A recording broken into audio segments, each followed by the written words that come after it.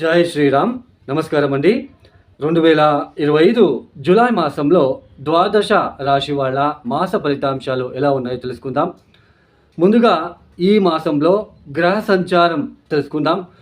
ఈ ఒక మాసంలో శని మీనరాశిలో సంచారం చేస్తున్నారు. అయితే జూలై 13వ తేదీ నుంచి ఆయన వక్ర మార్గంలో సంచారాన్ని ప్రారంభం చేస్తున్నారు. రాహు కుంభరాశిలో సంచారం, కేతు సింహరాశిలో సంచారం, ఇక గురువు గారు మిథున రాశిలో సంచారం చేస్తున్నారు. అయితే గురువు గారు అస్తంగతమయ్యారు. జూలై 9వ తేదీ తర్వాత అస్తంగత త్యాగం చేస్తున్నారు. ఇక శుక్రుడు వృషభంలో సంచారం, బుధుడు కర్కాటక రాశిలో సంచారం. అయితే బుధుడు కూడా ఈ మాసంలో రెండో వారం తర్వాత ఆయన వక్రించి సంచారాన్ని ప్రారంభం చేస్తున్నారు. ఇక కుజుడు వచ్చేసి సింహరాశిలోనే సంచారం చేస్తున్నారు. ఇక సూర్యుడు జూలై 16వ తేదీ వరకు మాత్రమే మిథున రాశిలో సంచారం, తదుపరి కర్కాటక రాశిలో సంచారం చేస్తున్నారు. ఈ ఏదైతే గ్రహ సంచారం ఉందో ఈ గ్రహ సంచారం అనేది ప్రాపంచిక విషయంలో అంతగా బాగోలేదండి. ఎందుకంటే రాహు కేతువుల మధ్యలోనే అన్ని గ్రహాలు కూడా ఉండడము, సంచారం చేయడము, అందులోన కుజుడు అగ్నితత్వ రాశులకు ఆయన సంచారం చేయడము, ఆ కుజుడిని రాహు చూడడము, కుజాకేతువులు ఇద్దరు కూడా డీప్ కంజక్షన్ అవబోతున్నారు. తర్వాత కుజుడి ఒక అష్టమ దృష్టి శని మీద పడుతున్నది కాబట్టి సో ఈ గ్రహ సంచారం అనేది ప్రాపంచిక విషయంలో అంతగా మంచిది కాదు, అంతగా బాగోలేదు ప్రాపంచిక విషయాలలో. మరియు ఎవరి వ్యక్తిగత జాతకంలో కుజ మహాదశ, శని మహాదశ, కేతు మహాదశ జరుగుతూ ఉంటే వాళ్ళకి కొంచెం కష్టమైన కాలం అని చెప్పవచ్చు.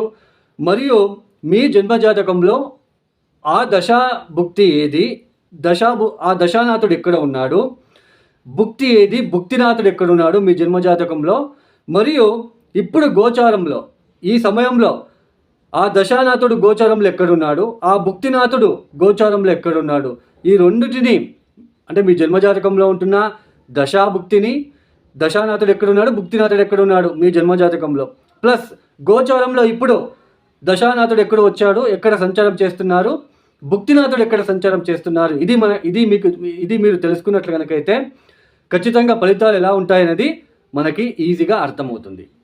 ఇక ఒక రాశుల గురించి మనము తెలుసుకుంటూ వెళ్దాం. 2025 జూలై మాసంలో కుంభరాశి వాళ్ళకి, ఈ కుంభరాశి వాళ్ళకి జూలై మాసంలో పంచమ స్థానంలో ఉంటున్న గురువు, చతుర్థ స్థానంలో ఉంటున్న శుక్రుడు, తర్వాత బుధుడు, తర్వాత 6వ స్థానంలో ఉంటున్న బుధుడు, తర్వాత జూలై 15వ తేదీ తర్వాత మారబోతున్న సూర్యుడు కాస్త శుభ ఫలితాలను ఇస్తున్నారు. అయితే ఏది ఏమైనప్పటికీ ఈ కుంభరాశి వాళ్ళకి వ్యయాధిపతి తర్వాత జన్మరాశికి అధిపతి అయిన శని భగవానుడు ద్వితీయ స్థానంలో సంచారం చేస్తూ జూలై 13వ తేదీ తర్వాత ఆయన వక్రించి సంచారం ప్రారంభం చేస్తున్నారు. చూడండి, సప్తమ స్థానంలో కుజాకేతువులు డీప్ కంజక్షన్ అవ్వబోతున్నారు. తర్వాత కుజుడు సప్తమ స్థానంలో కూర్చొని అష్టమ దృష్టితో శనిని చూస్తున్నాడు కాబట్టి కుటుంబంలో తెలియని ఒక ఇబ్బందులు లాంటివి, భార్యాభర్తల మధ్య కొన్ని అనవసరమైన మాట పట్టింపులు కావచ్చు, అపార్థాలు కావచ్చు, వ్యాపారంలో ఎస్పెషలీ పార్ట్నర్షిప్ బిజినెస్లో గొడవలు ఎక్కువ సూచనలు, ఆర్థిక నష్టాలు ఇవన్నీ కూడా ఎక్కువగా ఉంటాయి. తర్వాత వేళకు సరైన సమయానికి భోజనం చేయలేకపోవడము, పంటికి సంబంధించినది అంటే టీత్కి పళ్ళకి సంబంధించినది, తర్వాత మౌత్కి సంబంధించిన విషయాలు ఏదో తెలియని ఇబ్బందులు లాంటివి, కుటుంబంలో ఏదో ఒక చెడు వార్తలు లాంటిది వినడం లాంటిది ఎక్కువగా ఈ మాసంలో కనిపిస్తూ ఉంటుంది. అయితే ఇవన్నీ ఇలా ఎన్ని ఉన్నప్పటికీ కూడా పంచమ స్థానంలో గురువుగారు ఉన్నారు కాబట్టి కొంచెం ఇలాంటివన్నీ కూడా మీకు నెగిటివిటీ ఎక్కువయ్యే సూచనలు ఉన్నప్పటికీ పంచమ స్థానంలో ఉంటున్న గురువు వలన ఇవన్నీ మీరు పట్టించుకోకుండా ముందుకు సాగే ప్రయత్నాలలో మీరు సఫలీకృతం అవుతారు. చూడండి, గురుబలం లేకపోతే ఇలాంటివన్నీ ఎక్కువ డిస్టర్బెన్సెస్ ఫీల్ అవుతూ ఉంటారు. ఆ డిస్టర్బెన్సెస్ వచ్చినా మీరు ఫీల్ అవుతున్నారా లేదా అనేది కూడా ఇక్కడ మనం తెలుసుకోవచ్చు. బట్ ఇక్కడ మీరు డిస్టర్బెన్సెస్ వస్తాయి, ఇబ్బందులు వస్తాయి, బట్ ఫీల్ అవ్వరు. అది మీరు తీసుకొని దాని మీద ఎక్కువ దృష్టి పెడుతూ నాకు ఇలా అయిపోయిందే అంటూ బాధపడుతూ ఏడ్చుకుంటూ కూర్చోరు. ఎందుకంటే గురుబలం ఉంది కాబట్టి.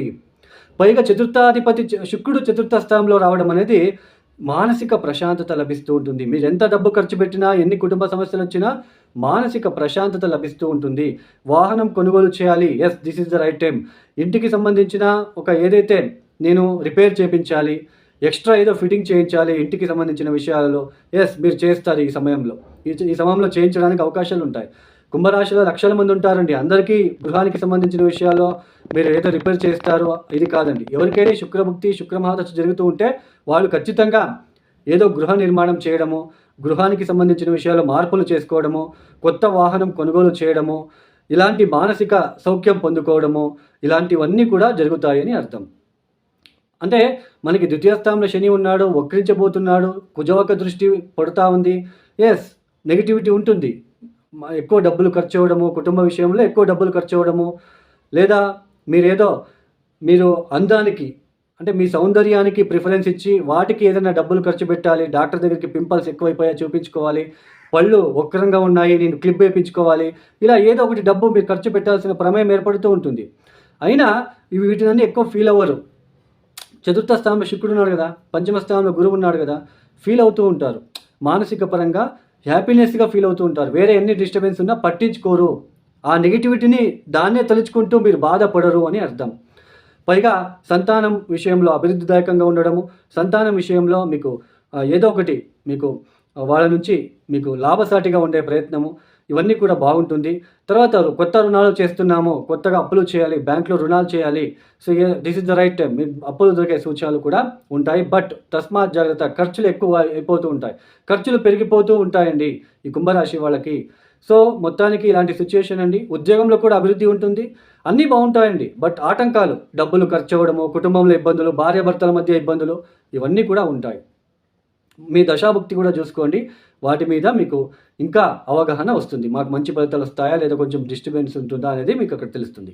ఈ కుంభరాశి వాళ్ళు ప్రతిరోజు కాలభైరవేశ్వర గాయత్రి మంత్రం చదువుకోవడానికి ప్రయత్నం చేయండి. అష్టమి రోజు, త్రయోదశి రోజు శివుడికి, కాలభైరవేశ్వరుడికి నూనెతో అభిషేకాలు చేయించుకోండి. సప్తమ భావంలో ఉంటున్న కుజకేతుల తాలూకా ఇబ్బందులు రాకుండా ఉండడానికి తప్పనిసరిగా మంగళవారం పూట సుబ్రహ్మణ్య స్వామికి 108 ప్రదక్షిణాలు చేస్తూ, ఇది కౌంటింగ్ ఎలా చేయాలంటే ఎరుపు రంగుల పూలు తీసుకోండి. 108 ఎరుపు రంగుల పువ్వులు తీసుకొని ఒక్కొక్క ప్రదక్షిణ చేసేటప్పుడు కూడా ఓం శ్రీ సుబ్రహ్మణ్యేశ్వరాయ నమః, ఓం శ్రీ సుబ్రహ్మణ్యేశ్వరాయ నమః, ఓం శ్రీ సుబ్రహ్మణ్యేశ్వరాయ నమః అంట చెప్పుకుంటూ ఒక్కొక్క ప్రదక్షిణ చేస్తూ ఒక్కొక్క పువ్వుని ముఖ్య ద్వారం ద్వారా పెట్టి 108 ప్రదక్షిణలు చేసి గోచారంలో ఉంటున్న సప్తమ భావస్థిత కుజకేతు గ్రహ దోష నివారణ వలని మొక్కుకొని చేస్తూ వెళ్ళండి. వీలైనప్పుడల్లా దత్తాత్రేయ శ్రీపాద శివలవ చరితామృత పుస్తకం తీసుకొని ప్రతిరోజు ఒక పేజ్ చదువుకుంటూ వెళ్ళండి. ఈ సమయంలో మీరు ఎవరికైనా పుణ్య స్త్రీలు, ముత్తైదులకి పువ్వులు అలాంటివి, తర్వాత కుంకుమ పువ్వులు లాంటివి ఇవ్వడానికి ప్రయత్నాలు చేసుకోండి. శారీ ఇచ్చినా మీకు మంచిదే. ఈ యొక్క వీడియో మీకు నచ్చితే లైక్ చేయండి, షేర్ చేయండి, సబ్స్క్రైబ్ చేసుకోండి. సర్వే జనం సుఖినో భవంతు. ధన్యవాదాలు. జై శ్రీరామ్.